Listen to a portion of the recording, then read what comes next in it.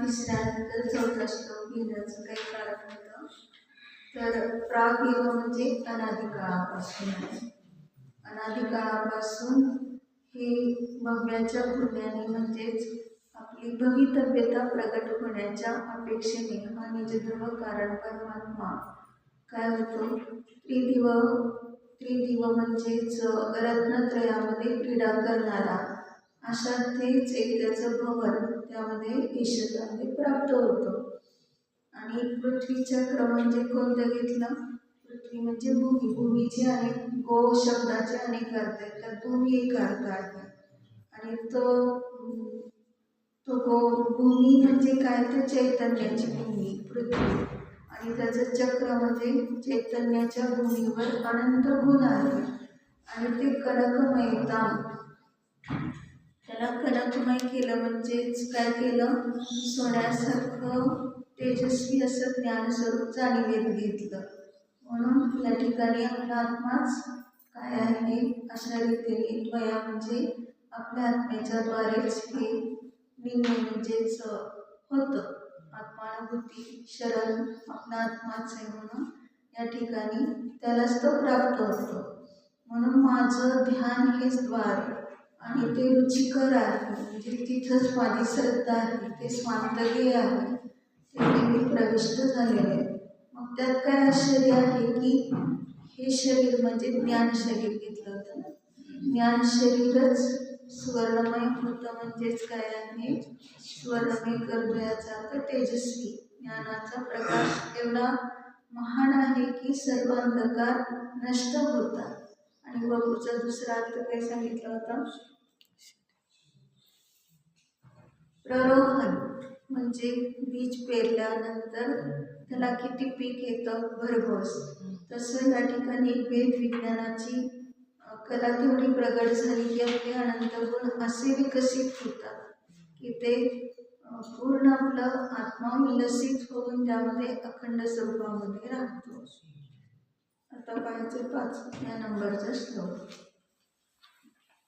लोकशेकस्त्वमसि निर्मितेन बन्धुः. लोकशेकस्त्वमसि निर्मितेन बन्धुः. त्वय्येवासो सकलविषया शक्तिरप्रत्यनीका. त्वय्येवासो सकलविषया शक्तिरप्रत्यनीका. भक्तिस्मितां चिरमधिवसन् मामिकां चित्तशय्यां. भक्तिस्मितां चिरमधिवसन् मामिकां चित्तशय्यां. मय्युत्पन्नं कथमिव तत् क्लेशयुतं सहेता. मय्युत्पन्नं कथमिव तत् क्लेशयुतं सहेता. लोकशेकस्त्वमसि भगवन् निर्मितेन बन्धुः. त्वय्येवासो सकलविषया शक्तिरप्रत्यनीका. भक्तिस्मितां चिरमणि वसन् मामिकां चित्तशय्यां मयोत्पन्नं कथमिव तत् क्लेशयुतं सयेधाम्. या ठिकाणी लोकाचे म्हणजे तुम्ही एक कोण आहात हे भगवान म्हणून संबोधन केलं. भगवान हे संबोधन इथं कसं आलं तर भग धातू हा आनंदार्थी, कल्याणार्थी, हितार्थी, ज्ञानार्थी येतो. म्हणून त्या ठिकाणी हे भगवान म्हणजे तुम्ही ज्ञानी आहात, तुम्ही हितकारक आहात, तुम्हीच आमचे कल्याण करणारे आहात असं भगवंतांना उद्देशून संबोधन केलेलं आहे, आदर दिलेला आहे. तुम्हीच एक लोकाचे काय आहात, निर्निमित्तेनं म्हणजे कुठल्याही प्रकारचं निमित्त नसताना, काही कारण नसताना अकारण बंधू आहात. यालाच काय म्हटलं जातं, अकारण वैद्य म्हणा किंवा बंधू म्हणा. बंधू याचा अर्थ का घेतला या ठिकाणी तर बंधू हा कसा असतो, तो सर्व काही आपल्या भावाचं हित पाहतो किंवा जे बांधव म्हणून हितकारक जे कुटुंबी लोक असतात त्यांना बांधव म्हटलं जातं. मग ते काय आहे, तशा प्रकाराने त्याला कुठेही दुःखात पाहू इच्छित नाही, म्हणजे सर्व सुख अनुकूल वगैरे देतात. मग ते सगळं सुख कोणतं देणारे बंधू आहेत, ते फक्त बाहेरचं संसार सुख, पण हे खरे बंधू आहेत. म्हणून याच्यामध्ये पण ज्ञानार्णवमध्ये अनित्यानुप्रेक्षेमध्ये एक श्लोक सांगितलेला आहे, बांधवा नैव ते, म्हणजे ते तुमचे बांधू नाही, बंधू नाही. कोण की जे पातयंती भवावर्ते, पातयंती भवावर्ते एते नैव बांधवः बंधुतां ते करिष्यन्ति हितम् उद्दिश्य योगिनः. म्हणजे हिताचा उद्देश घेऊन जे तुम्हाला उपदेश देतात, ह्यामध्ये प्रगत करतात मोक्ष मार्गामध्ये, तर ते तुमचे योगीच काय आहेत, खरे बंधू आहेत. पण पातयंती भवावर्ते, जे संसारूपी भवड्यामध्ये तुम्हाला टाकतात ते तुमची बंधू नाही. कारण दीक्षा घ्यायचं म्हटले की मागे लगेच पाय त्याचे खेचतात की नाही आताच नाही घ्यायचं, खूप कोमल आहे आणि उपसर्ग परिसर सहन होणार नाही वगैरे काय काय कारणं सांगून त्याला कसं मागे खेचायचं, खाली कसं खेचायचं ते पाहतो. म्हणून सांगितलं काय की ते वास्तविक बंधू नाही. आणि साक्षात उदाहरण पण त्यांचं आहे. मेघरथ राजा ज्या भावामध्ये मेघरथ किंवा कोणत्या तरी असं शांतीनाथ भगवंतांचा एक भाव, आणि त्या भावामध्ये त्यांना जो मुलगा झालेला असतो तर तो मुलगा तो पुढे त्यांना शांतीनाथ भगवान हे होणार असतात आणि म्हणजे तीर्थंकर होणार असतात आणि त्यांचा हा मुलगा गणधर होणार असतो. आणि त्यांचे वडील आत्ता क्षेमंकर काहीतरी आहे नाव त्यांचं, तर ते तीर्थंकर असतात. म्हणजे त्या भावामध्ये ते तीर्थंकर, त्यांचा मुलगा शांतीनाथांचा जीव ते चक्रवर्ती, आणि त्यांचा मुलगा जो झालेला आहे तो पुढे यांचा गंधर होणार असतो. आणि त्यांचा मुलगा कनक प्रभू म्हणून, कनक शांती प्रभू नाव आहे. मग कनक शांती हा आता कसा आहे की काहीतरी प्रवचन ऐकतो आणि त्याला वैराग्य होतं, आणि ते वैराग्य असं होतं की त्याचं खूप दृढ असतं, आणि ते ह्या दोघांपेक्षा लहान आहे, वडील आणि आजोबा, म्हणजे ते शांतीनाथांचा भाऊ हे आजोबा. मग त्यावेळेस ते दोघे पण त्याला समजावतात, त्याला वैराग्य झाले आणि समजावतात की एवढ्या लहान अवस्थेत नाही घ्यायचं, आता अभ्यास कर, ज्ञान कर, आणि आमच्यावर आम्ही सुद्धा दोघे दीक्षा घेणार आहे, पण तीर्थंकरांना केवळ ज्ञान झाल्यानंतर घेणार आहे. तोपर्यंत तू राज्याचं सुख भोग आणि आपण सगळे मिळून दीक्षा घेऊ. पण त्याने एक क्षण सुद्धा थांबला नाही, त्याचं वैराग्य थांबू शकलं नाही. तो गेला, दीक्षा घेतली. आचार्य पण म्हणतात की लहान आहे, त्याला अभ्यास व्हायला पाहिजे, काही स्वाध्याय वगैरे नाही, मग सगळ्या मुलींना सांगतात संघातला, त्याला शिकवत जावा, काहीतरी करत जावा, पण तो कुठं सापडायचाच नाही. जिकडं जाईल तिकडं बघितलं तर ध्यानस्थच असायचं. मग एक दिवस तर संध्याकाळ होत आली तरी सर्व सापडलं नाही. मग आता आचार्य म्हणतात शोधून आणा. मग त्यावेळेस ते गेले इकडं तिकडं बघायला. मुली तर म्हटले नाही, त्यांचा जय जयकार चाललाय म्हटलं, आम्ही देवांच्या तोंडून ऐकलंय, कडक शांती प्रभू की जय. मग काय झालं, काय शिकायचं राहिलं, म्हणजे बाहेर शिकावं लागत नाही, ज्ञानभूत आपल्यामध्ये आहे. मग इथं सांगतात की वास्तविक रूपाने हे भगवान तुम्ही तर ज्ञानस्वरूप आहात आणि आम्हाला पण ज्ञान देऊन मोक्ष मार्गाला लावतात. मग या ठिकाणी सांगितलं अकारण बंधू आहात तुम्ही आमचे, म्हणजे तुमचा आमचा काही संबंध नाही, तरी सुद्धा तुम्ही आमचं हित पाहता आणि सारखं याच्यामध्येच उपयोग लावून येतात. कटु उपदेश असतो किंवा ते संयम कठोर असतं आणि मग ते पालन करायचं म्हणजे उपसर्ग परिसर वगैरे ही सगळी तयारी पाहिजे अशा रीतीने आपल्याला वाटतं.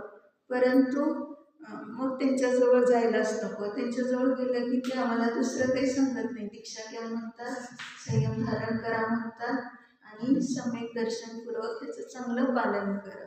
मग असं नकोच आम्हाला, हे खूप अवघड वाटतंय म्हणून कोणीच जवळ जात नाही. पण सांगितलं काय, खरं तुमच्याजवळ जर बसलं तर तुम्ही अकारण बंधू आहात की आम्हाला काय करत आहात, हा मार्ग दाखवत आहात आणि तुमच्या ठिकाणीच त्वयी एव, तुमच्या ठिकाणीच असो शक्ती, ही शक्ती आहे. कोणती शक्ती आहे, सकल विषया अप्रत्यनीका, संपूर्ण विषयाला जाणणारी शक्ती. संपूर्ण विषय तुम्ही कुठल्याही काही तुमच्या ज्ञानात सुटलेला नाही, अशा प्रकारची ही शक्ती अप्रत्यनीक, त्याला कोणीही विरोध न करणारी, अशी प्रतिपक्षाने रहित, स्वतंत्र, अडथळा रहित, निर्विघ्न अशी शक्ती आपल्या तुमच्या ठिकाणीच आहे. काय सांगितलं, सर्वच कुठलीही गोष्ट असू देत, काही असू देत, पण त्यामध्ये काही सुटणार नाही, अशा प्रकारचं सगळं काही शक्ती जाणण्याची तुमच्यामध्ये आहे. म्हणजे कुठलाही प्रश्न विचारू देत किंवा कोणताही प्रसंग असू देत, पण त्या सगळ्याला तुम्ही बरोबर वस्तू व्यवस्थित बसून दाखवून देता आणि म्हणून संपूर्ण ही तुमची शक्ती कशी आहे, त्याला कोणीही अडथळा करत नाही. अशा प्रकारच्या अडथळारहित अप्रत्यनिक शक्ती सर्व विषयात आहे. भक्ती स्फीताम, मग मी काय करतो या ठिकाणी, अतिशय भक्ती करतो तुमच्या ठिकाणीच. मग ती स्फीत म्हणजे काय, खूप विशाल, जी कधी तुटणार नाही, अशा प्रकारची मोठी भक्ती. चिरम अधिवसन मामिकाम चित्तशय्याम, म्हणजे अशा प्रकारच्या भक्तीने मी काय करतो, माझ्या मामिका म्हणजे माझ्या चित्तशय्या, माझ्या चित्तरूपी शय्येवर चिरम अधिवसन, चिरकालपर्यंत तुम्ही निवास करत आहात. मयी उत्पन्न, मग माझ्या ठिकाणी उत्पन्न झालेलं जे काय आहे, क्लेशयुद्धम कथम तथं, म्हणजे त्या कारणाने क्लेशांचा समूह, युद्ध म्हणजे समूह, कथम युवसयता, कशा रीतीने बरे तुम्ही सहन कराल, म्हणजे तुम्ही माझ्या चित्तशय्येवर निवास करत असताना चिरकाल गेलाय आणि असं असताना तुम्हाला ते माझ्यातले क्लेश सहन होतील का, की माझ्या ठिकाणी क्लेश आहेत, तुम्ही राहिला इथं. आता कशी उपमा घेतली लक्षात घ्या, की जे जे काही मला त्रास होतोय किंवा माझ्या ठिकाणी उत्पन्न झालेले क्लेश आहे, त्या क्लेशाच्या समूहाला कशा रीतीने तुम्ही सहन करा. आता एक उदाहरण याच्यावरून घडवायचं म्हणजे लक्षात येईल. एक राजाचा बंगला आहे आणि त्याच्या शेजारी एक झोपडी आहे. त्या झोपडीत एक मनुष्य राहतो आणि बंगल्यामधून रोज काय चाललेलं असतं, खूप म्हणजे इतका वास पण पक्वान्नाचा आणि सगळी रेलचेल, आणि एवढंच नव्हे तर शेवट इतकं नाश होतं की ते सगळं टाकून दिलं जातं, बंगल्यातून खाली टाकून दिलं जातं. मग त्यावेळेस ते शेजारच्या झोपडीतला मनुष्य विचार काय करतो, तो विचार करतो की एवढा मोठा बंगला, एवढा मोठा वैभव आपल्याजवळ तर तसं काहीच नाही, पण जे काय आहे त्याच्यामध्ये मी संतुष्ट आहे. मग तो रोज काय करायचा, स्तोत्र, स्तुती, स्तोत्र, भजन त्या झोपडीमधून मधुर असे शब्द राजाला ऐकू यायचे.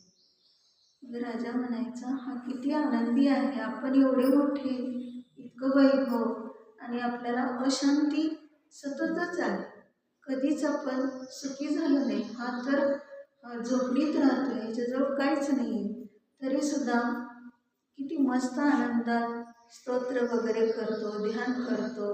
मग या ठिकाणी त्यांनी विचार केला की आपण त्याच्याकडे जावं आणि बघावं तरी कशाने त्याला आनंद मिळतो.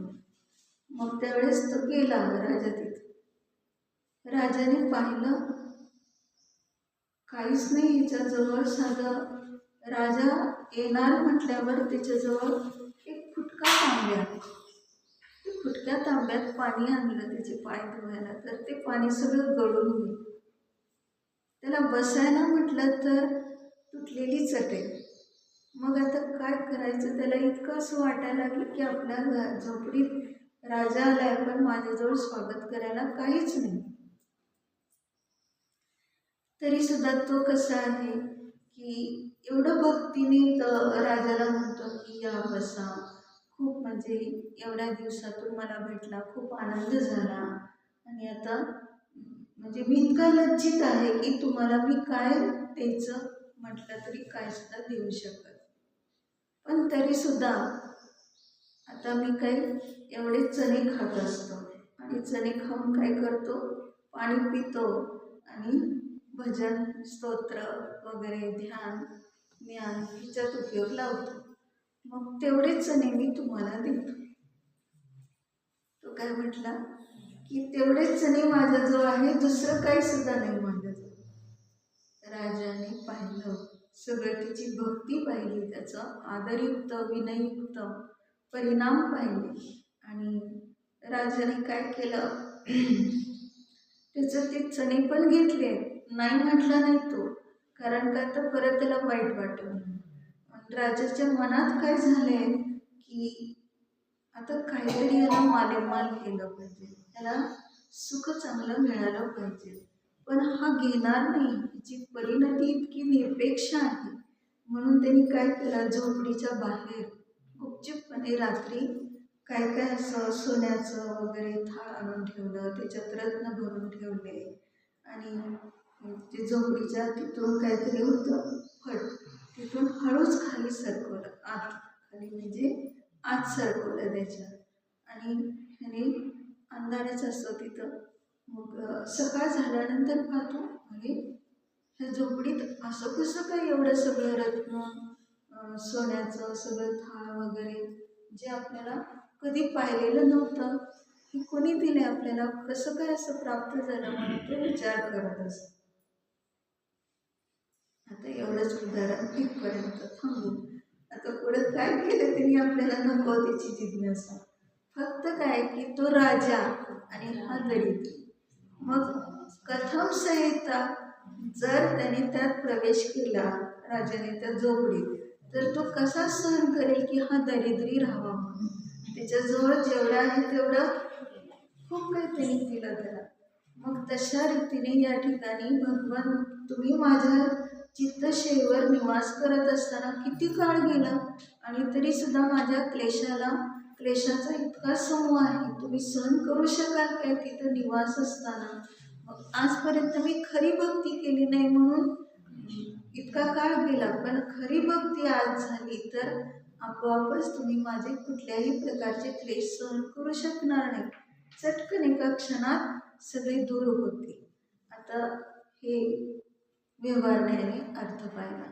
निश्चयाने याचा अर्थ काय आहे? लोकश एकः. लोक म्हणजे कोण घेतलं? चैतन्य लोक. आपला चैतन्य लोक आहे. दुसरं कोणी नाही आपल्या अवतीभोवती, कुठलेही द्रव्य वगैरे ह्याचं आपल्याला प्रयोजन नाही. आपला फक्त चैतन्य लोक आहे आणि तो एक स्वरूप आहे. एक म्हणजे एक स्वरूप आहे. आणि हे भगवान म्हणताना कुठे लावलं? माझा आत्मा ज्ञान स्वरूप आहे, आनंद स्वरूप आहे. अशा आत्मस्वरूपाला मी उद्देशून बोलतोय किंवा उद्देशून अनुभूती घेतोय की कसा आहे हा आत्मा. सांगितलं एक स्वरूप आहे आणि तो चैतन्य लोक असताना मला विश्वलोकाची गरज नाही. म्हणून माझं बंधुत्व कोणी केलं? माझ्या आत्म्यानेच केलं. आणि ते पण कसं? निर्निमित्तेनं. म्हणजे अनादिकाळापासून आहेच, परंतु त्याला मी आजपर्यंत पाहिलं नाही. त्याच्यामध्ये हे सगळे भवरोग भावरोग नष्ट करण्याची योग्यता आहे, पण मी त्याकडे पाहिलं नाही. पण आज मी पाहतोय बंधुस्वरूप आपल्या आत्म्याला बंधू म्हणजे हितकारक अशा आपल्या आत्म्याला पाहतो, अनुभवतो. आणि त्या कारणाने किंचित मात्रही मला दुःख राहणार नाही. म्हणजे मी आनंद स्वरूप आहे याचं भान मी केलं. म्हणून त्वयी म्हणजे आपल्या आत्म्यालाच म्हटले तुझ्या ठिकाणीच. असं म्हणजे ही शक्ती संपूर्ण विषय करणारी अप्रत्यनिक आहे. म्हणजेच अडथळारहित निर्विघ्न शक्ती आपल्या आत्म्यामध्ये आहे. आपल्याला वाटतं एवढं समजलं पण एवढं काही समजलं नाही.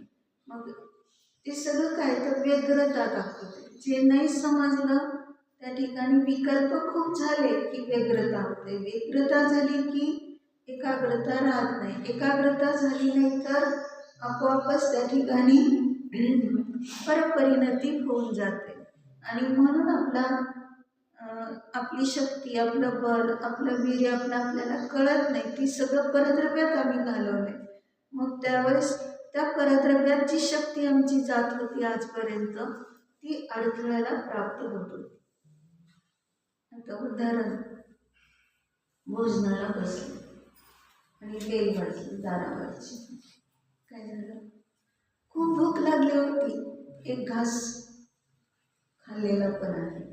आणि मग तर एवढं असं वाटू लागलं कोण आले ह्यावेळेस? अडथळा. म्हणजे बाहेरची शक्ती. आपण वाटतो भोजन केल्यावर मी तृप्त होईल, माझी भूक शमेल, परंतु अडथळ्यांनी सहित हे सगळे विषय आहेत.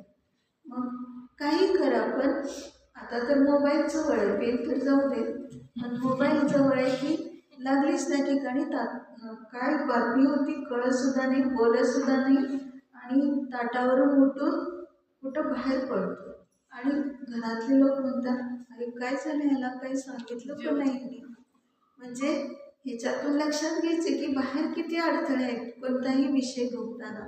जसं ते सांगितलं ना, घर बांधलंय, दिवाळीला राहायला जायचंय आणि आता थोडेच दिवस राहिले, व्यवस्थित सगळं केलंय का म्हणून पाहण्यासाठी ते शेठजी तिथं पाहायला जात असतात. आणि इकडं तर पत्नीने खीर वाढलेली असते ताटामध्ये आणि ती म्हणते जेवण करूनच जावं. आणि तो म्हणतो ती खीर गरम आहे, ती थंड होईपर्यंत मी येतोच. कुठला आश्रव लावला? खाण्याचा आश्रव लावला. पाप बंद, खायच्या आधीच येतोच, येणार आणि खाणार. येणार गॅरंटेड आहे का? आणि खाणार गॅरंटेड आहे का? कुठलेही म्हणून आश्रव कधीही पुढचे लावायचे नाही.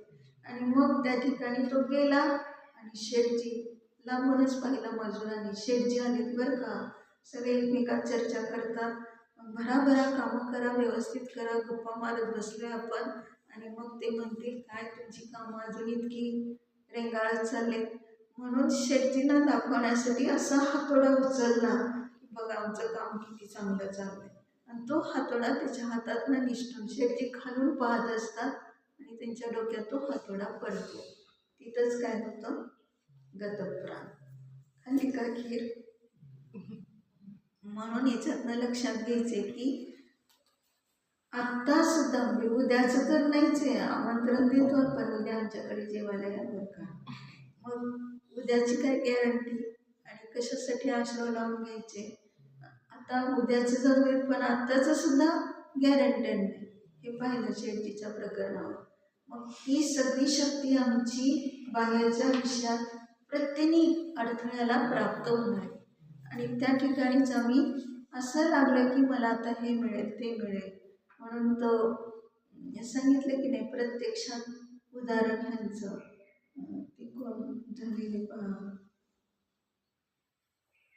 काय त्यांचं नाव, ते सीताफळ आणायला जात असतात बाजारामध्ये आणि मग त्या ठिकाणी वर्णी ते काय वर्णी कोणते, गणेश प्रसाद वर्णी.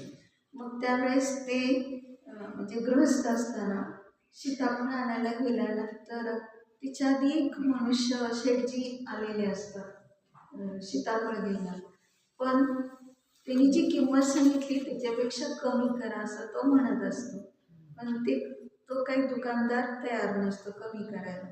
मग त्याला वाटलं आपण इकडं तिकडे जरा फिरून आलो की काय होईल, कमी दरात ते येतो.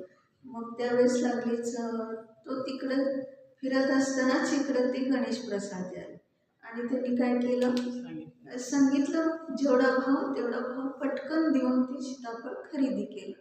आणि मग ते आले शेठजी, म्हटले काय केलं सीताफळ, म्हटले आता विकलं गेलं. नाही मला पाहिजे होतं. काय म्हटले, मला पाहिजे होतं. मग म्हटले आता तुमच्या दोघात तुम्ही ठरवा काय करायचे, मी तर विकून टाकले. मग त्यावेळेस ते शेठजी नाराज होऊन गेले आणि हे गणेश प्रसाद त्यांना म्हणतात, अहो असं का केलं, त्यांना दिलं असतं मला काही तसं गरज नव्हती, मी घेतलं म्हणून काय झालं, मी परत तुमच्याजवळ दिलं असतं, परत त्यांना तुम्हाला द्यायचं दिलं असतं, चाललं असतं. मी अंतराय कर्म करत नाही असं ते म्हणत होते. परंतु त्या दुकानदाराने काय सांगितलं, अहो तुम्हाला माहीत नाही हे श्रीमंत लोक काय करतात, नुसती घासघीस करतात आणि किती आहे ते आमच्यासारख्यांना किती उन्हात तानात बसतो तरी सुद्धा ते आमची काही किंमत जाणत नाहीत आणि कमीच करा म्हणतो. मी तुम्हाला सांगतो प्रत्यक्षात मी पाहिलेलं उदाहरण, परत दुकानदार त्यांना सांगतो, काय सांगतो, ती एक बाई तिथं लिंबू विकायला बसलेली आणि ती खूप श्रीमंत, गळ्यात इतकं सगळं सोन्याचं वगैरे भरलेलं होतं, सगळे दागिन्यांनी मढलेली ती. आणि ती लिंबू घ्यायला आलेली, परंतु तिने तिचा डोळा चुकून आपल्या ब्लाऊजमध्ये लिंबू घालून घेतले फुकट. मग तिच्यातनं लक्षात घ्यायचे की हे असे लोक आहेत, म्हणून त्यांना कमीच द्यायचं नाही, किंमत कमी करायचीच नाही असं ते सांगत. म्हणजे याच्यातून लक्षात घ्यायचं की अडथळ्याने सहित सगळ्या बाहेरच्या शक्ती आहेत, म्हणजे आपली शक्ती त्यामध्ये लावायला बघतोय आणि आपली प्रभुत्व शक्ती विसरून जातो. म्हणून सतत स्वभावामध्ये राहिलं तर ही अशी परिणती होणार नाही.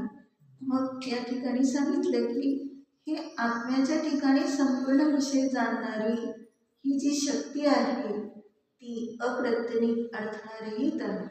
भक्तीच पिता, खूप मोठी भक्ती म्हणजे भजसेवने स्वतःला जाणलेलं असताना की ती वारंवार त्यामध्ये अशी रुची लागलेली आहे की चिरकालपर्यंत आपल्या चित्तशयेवर म्हणजेच आत्मानुभूतीच्या भूमीवर म्हणजे आत्म्याच्या चैतन्याच्या भूमीवर चित्तशय्यामध्ये त्यावर मामिका म्हणजे माझ्या चैतन्याच्या भूमीवर चिरकालपर्यंत ही भक्ती राहिली, म्हणजेच आत्मानुभूती घेत राहिलो. मग असं असताना कशा रीतीने हे क्लेश म्हणजे जन्म मरण वगैरे हे सगळे समूह घ्यायचे क्लेशाचे, म्हणजे हे दुःख जे आहे फक्त रोगच नाही तर सगळे क्लेशाचे समूह जे आहेत ते कशा रीतीने माझ्या चैतन्याच्या भूमीवर सहन करतील ते मी चेतन स्वरूप ते चेतन स्वरूप, मग ते सगळे राहू शकत नाहीत माझ्या चैतन्याच्या भूमीवर. मी इतका आत्मानुभूती घेणारा आणि वारंवार याच्यामध्येच राहणारा शुद्धोपयोगी, तर ते सगळे निघून जातील विभाव, सगळे सगळे दोष निघून जातील. कोणी सुद्धा तिथं राहू इच्छित नाही. अशा प्रकारची निर्दोष माझी चैतन्याची भूमी मी स्वतः जाणली, तर मला त्याचा खूप फायदा होतो. मग हे सगळं समजून आपल्या जीवनात उपयोग काय करायचा?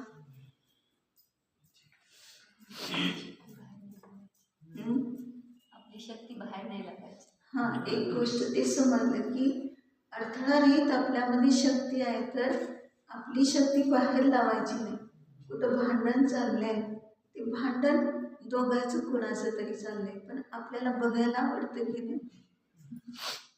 म्हणजे काय चाललंय जिज्ञासा पहिली असते. काय चाललंय त्यांचं, का बरे असं भांडतात, का त्यांना काय अडचण आहे वगैरे, अशा रीतीने त्या दुसऱ्यामध्ये पडून आपली शक्ती वाया घालवतो. आणखीन काय आहे की आता अजून काहीतरी कुठंतरी काहीतरी शेजारी एक दृष्टांत असा आहे, लहान मुलं असतं घरामध्ये आणि ते थोडंफार समजायला लागलेलं असतं त्याला, आणि शेजारी एक गीत चाललेलं आहे. ते इतकं मधुर गीत आहे, ते ऐकून म्हणतो, आईला म्हणतो, आई ते किती गीत सुंदर म्हणतात, तू मला असं कधी म्हटलं का? असं त्यांनी आपल्या आईला प्रश्न विचारला. असं कधी म्हणून दाखवलं का? मग त्यावेळेस ती म्हणते, हो, तुझ्या जन्माच्या वेळेस मी म्हटलेलं होतं. आता तिथं त्या बाळाचा शेजारी जन्म झालेला आहे म्हणून ती आनंदाने तसे गीत गात आहेत ते. मग आता परत थोड्या दिवसांनी काय झालं, ते सगळे दुःखाचे गीत सुरू झाले आता, आणि दुःखाचे गीत सगळे रडतात, काहीतरी ओरडतात, काहीतरी बोलतात असं. मग तो म्हटला, आई आता त्यांच्या घरामध्ये असं काय झालंय की ते वेगळंच असं सूर वाटतोय त्यांचा. मग त्यावेळेस ती म्हणते, काही नाही, आता जो मुलगा जन्माला आलेला होता तो आता स्वर्गवास झाला म्हणून दुःख करतात, ते दुःखाचे गीत आहे. मग त्याला जन्म काय मरण काय माहीत नाही. मग तो काय परत असाच प्रश्न विचारतो की आई तू मला असंच करणार का, माझ्या वेळेस पण असे सूर गाणार का, असं विचारतो. मग त्यावेळेस त्या आईला असं वाटतं की काय मला आता समजावं, काय सांगावं. म्हणजे याच्यातून हे लक्षात घ्यायचंय की ज्ञान तर काम करतंय, पण सगळं कुठं चाललंय की असं झालं, ह्याचं तसं झालं, मग असं काय झालं, तसं काय झालं, ह्याला इतकं झालं. आता आपण सुद्धा काय करतो, त्या टी व्हीवर मॅच पाहतो आणि मॅच पाहताना कोणाचा जय पराजय, मग त्याच्यात काय फटाकडे वाजवण्याचं, काय कोणाला त्यात फिरवून जाण्याचं, आपला भारताचा जय झाला, भारताचा जय झाला. आता आपलं काही त्याच्यात आहे का? आणि पराजय झाला तरी सुख आणि दुःख मानण्याचं काहीच कारण नसतंय, पण ती विनाकारण शक्ती तसं ऐकण्यामध्ये, तसं मानण्यामध्ये वाया घालवते. ही अशी अनेक उदाहरणं आपल्या जीवनामध्ये कितीतरी की जे आपल्याला काही गरजेचं नाही, पण ते सगळं ऐकायचं, विकथा त्याला म्हणायचं, विकथा करायचं, बोलायचं, ऐकायचं. पण आपण इकडं शास्त्र जिन्वाणी किती मोठी आहे, वाढवली, आपलं आयुष्य पुरणार नाही एकदा जरी वाचायचं म्हटलं तरी. आणि एकच जिन्वाणी अनेक वेळा वाचणं तर शक्यच नाही, कारण एवढं जर आपलं आयुष्य कमी आहे तर. म्हणून कालोथो काय म्हटलं, काळ थोडा आहे आणि बुद्धी अल्प आहे. आणि अशा अवस्थेत तू मला व्याकरण शिकायचंय, मला अमुकी कला शिकायची असं म्हणत बसशील तर मूळ तत्व आहे ते सगळं राहून जाईल. म्हणून मूळ तत्वाला तू जाणण्यासाठी प्रयत्नशील हो. की जम जई मरणम खयम कुणई, ज्या कारणाने जन्म मरणाचा नाश होईल असंच आता कर, दुसरं काही सुद्धा करण्यासारखं राहिलेलं नाही. म्हणजे ती शक्ती आपली स्वभावासाठीच लाव.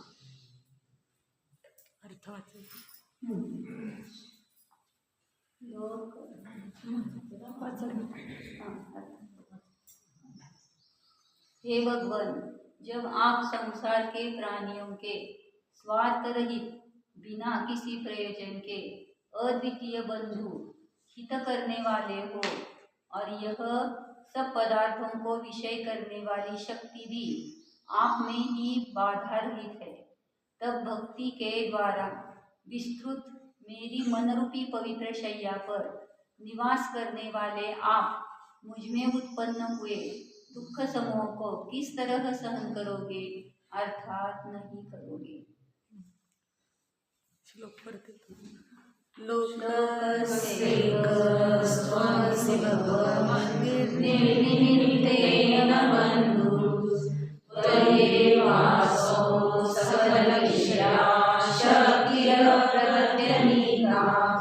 भक्तिस्फीतां चिरनिवसन् मामिकां चित्तशय्या मयूर